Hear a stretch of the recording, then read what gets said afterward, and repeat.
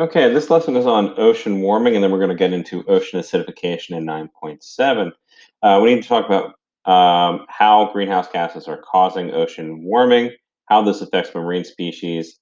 Loss of habitat is going to be a primary one, but there are a lot of other changes. And we're going to cover coral bleaching again very quickly, but just remember this is coral is a keystone species, and you'll see a trophic cascade with the loss of that. So, ocean warming and atmospheric warming. There's an exchange going on here.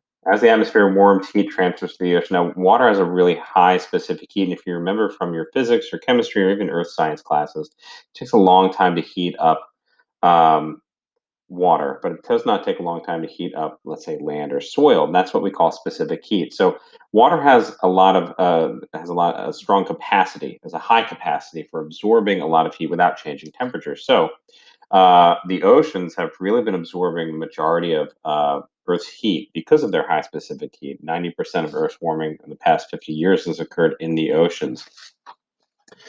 What we have is the thermohaline circulation that distributes this heat that's absorbed to the surface, and it sends it to the depths and other areas of the Earth. And the heat absorbed by the ocean can transfer back to the atmosphere for decades, for a long period of time. Uh, so that is one thing. How does this affect um, organisms? Now, you'll be asked to identify and explain how organisms are affected by ocean warming, which is different than it's similar but not exactly ocean acidification. They're related. So we'll start with ocean warming. Remember that warm water holds less oxygen, so this causes respiratory stress and suffocation, creates hypoxic conditions for certain species. Migratory routes and mating seasons can be altered, especially for whales. Now, whales time their migration based on photosynthetic algae, which is the base of a food chain in many of these northern and southern regions. And so you see tremendous growth in populations of fish and krill, which certain whale species really enjoy and depend upon.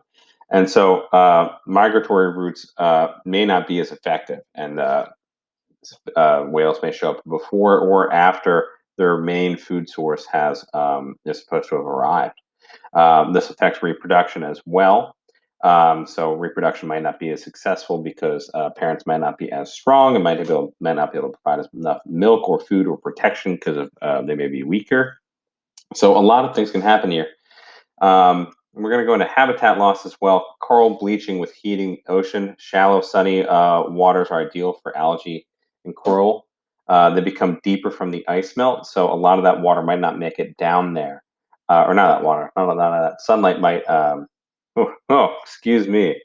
A lot of that sunlight might not reach the corals when the corals and the algae within those corals had expected them to be there, and so that might destroy the coral ecosystem. Toxic algal blooms are an interesting one. Um, Blue-green algae prefer warm waters, and as a waste product, they produce certain toxins that kill a lot of marine organisms. They also, of course, can block sunlight and lead to hypoxic conditions as well. But they are toxic, blue-green algae. So something that is more prominent in warmer waters.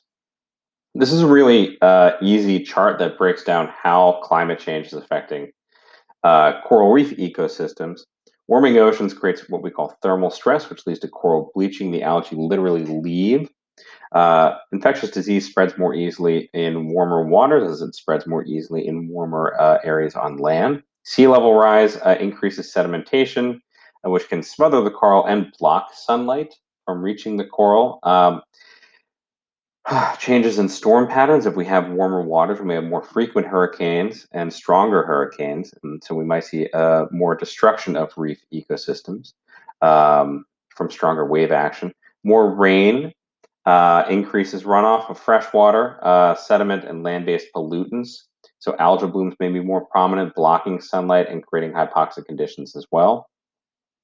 We may see altered ocean currents, which changes a change in connectivity and temperature regimes. A lack of food and dispersal of larvae may occur because of this. And then, of course, a decrease in pH as a result of increased carbon dioxide, which we'll cover a little bit more, decreases growth rates and structural integrity of coral reefs.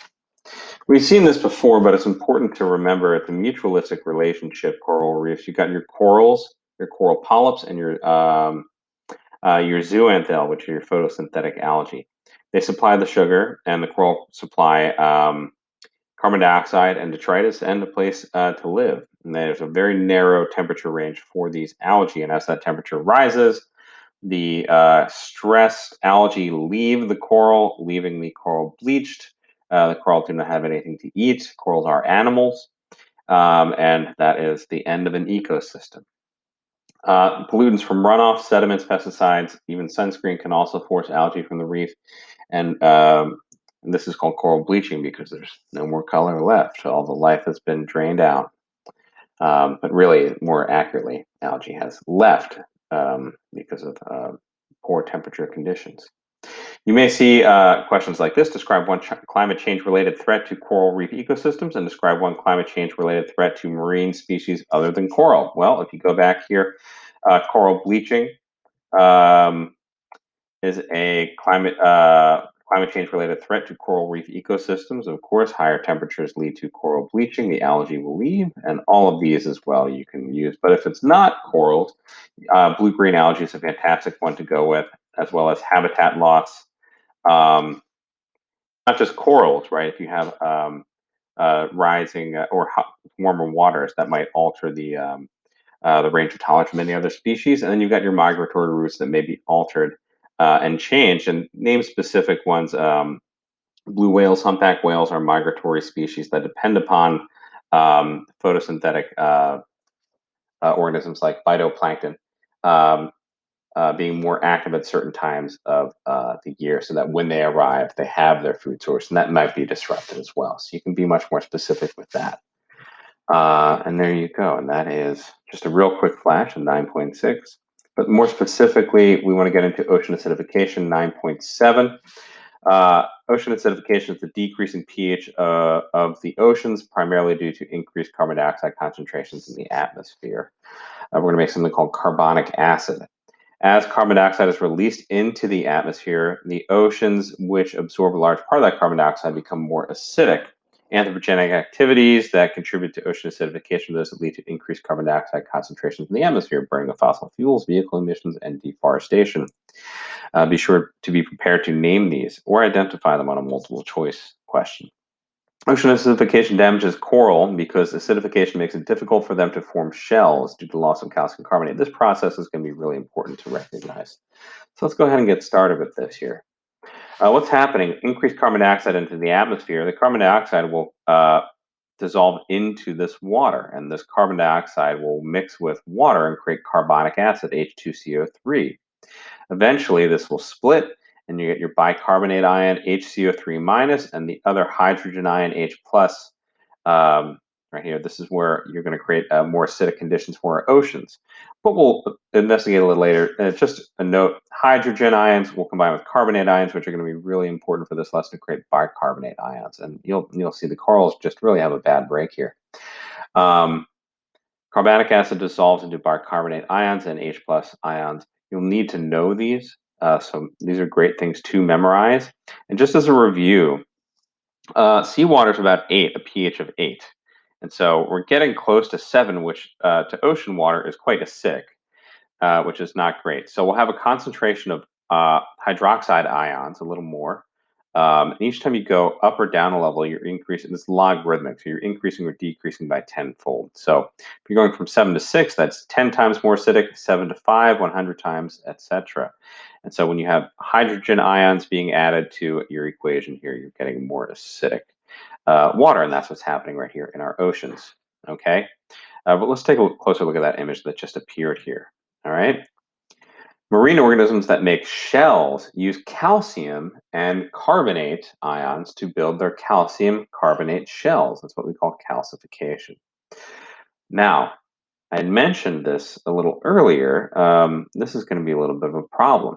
Carbon dioxide increases and ocean acidification makes carbonate ions less available. What's going to happen to these carbonate ions, C3 2 minus? Well, carbonic acid increases our hydrogen ion concentration, which is going to bond with our carbonate ion to create it's going to go from from CO3 2 minus to HCO3 with a singular negative charge instead of a double negative charge here.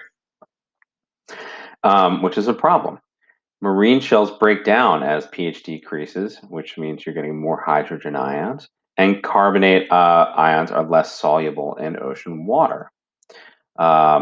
Fewer carbonate ions right here, carbonate CO3 2 minus equals less calcification, means weaker shells of coral, mollusks, and urchins. So the ability of these organisms to make their shells decreases dramatically. And you've even got your diatoms and your other photosynthetic organisms and even your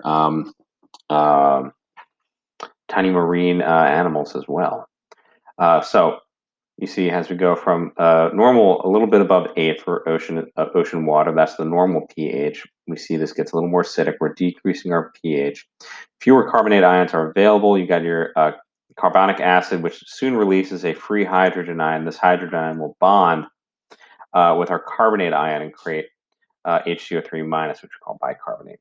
And so through this process, we are losing our carbonate ions, CO3 2 minus. Okay, and corals are already, not doing so hot these days. And so with a pH of 7.8, which is quite acidic for the oceans, we'll see what's happening is the hydrogen ions are also just breaking down our calcium carbonate shells. And so the shells that even exist on organisms already begin to break down. And this includes not just mollusks, but also coral. All right. So, and what are the causes? Well, this should be obvious by now. Anything increasing carbon in the atmosphere, fossil fuel combustion, deforestation, coal and gas combustion. This nitric oxide and sulfur dioxides lead to acidic acid precipitation. But carbon dioxide is directly correlated with ocean acidification. But yeah, these will release hydrogen ions as well, which react with our react with our carbonate ions. Right here to create bicarbonate. So it doesn't matter where this hydrogen ion is coming from. This hydrogen ion will come from from carbonic acid, but it will also come from sulfuric acid and nitric acid as well. Now there's an inverse relationship. As we see increase in carbon dioxide concentration in the atmosphere, we see a decrease in ocean pH. It's pretty clear indication there's a relationship between that two.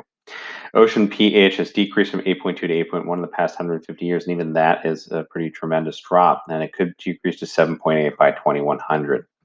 And this is the pH from that image that we had seen earlier. Remember, it's a logarithmic scale.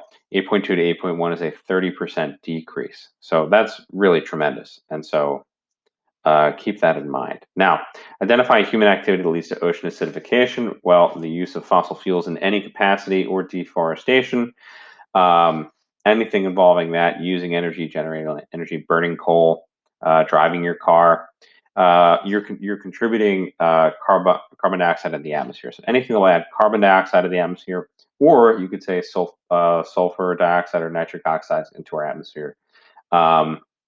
That can lead to ocean acidification because we're creating carbonic acid, sulfuric acid, and nitric acid with those products. How does ocean acidification threaten marine organisms? Well, it prevents certain marine organisms from creating calcium carbonate shells, and their shells can even dissolve when they interact with hydrogen ions, because the hydrogen ions will remove calcium, will remove carbonate, not calcium, but remove carbonate from certain shells or just from ocean water and create bicarbonate, which cannot be used to create new shells.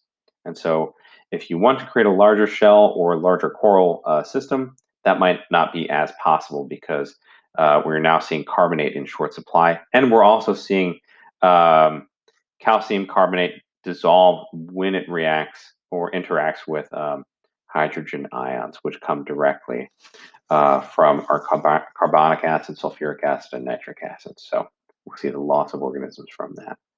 And there you go. That is our lesson on ocean acidification and ocean warming.